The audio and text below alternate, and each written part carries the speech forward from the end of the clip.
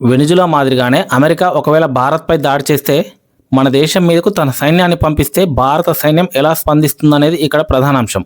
America తరచుగా తన నిర్ణయాలకు అనుగుణంగా ఇతర దేశాలను నడిపించడానికి తన శక్తిని ప్రదర్శిస్తూ ఉంటుంది.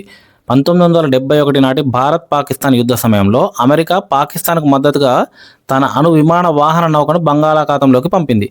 అయితే ఆ సమయంలో రష్యా తన అణు సబ్మెరైన్తో కూడిన 40వ నావికా దళాన్ని భారత్కు మద్దతుగా రంగంలోకి దించింది. రష్యా అండతో భారత్ ఆ యుద్ధంలో భారీ విజయాన్ని సాధించింది. అంతేకాదు పాకిస్తాన్ను విడగొట్టి బంగ్లాదేశ్ను ఏర్పాటు చేసింది. భారత్ మరియు రష్యాల మధ్య స్నేహం చాలా బలమైనది. క్లిష్ట సమయాల్లో ఈ రెండు దేశాలు ఒకరికొకరు తోడుగా నిలుస్తాయి. రష్యాతో ఉన్న ఈ బలమైన సంబంధం కారణంగానే అమెరికా నేరుగా భారత్తో తలపడడానికి వెనకాడుతోంది. ఒకవేళ అమెరికా భారత్పై దాడి చేస్తే అది కేవలం రెండు దేశాల మధ్య యుద్ధంగా మిగిలిపోదు, అది మూడో ప్రపంచ యుద్ధానికి దారితీసే అవకాశం ఉంది. ఇలాంటి ఇంట్రెస్టింగ్ విషయాల కోసం ఛానల్ను సబ్స్క్రైబ్ చేయండి.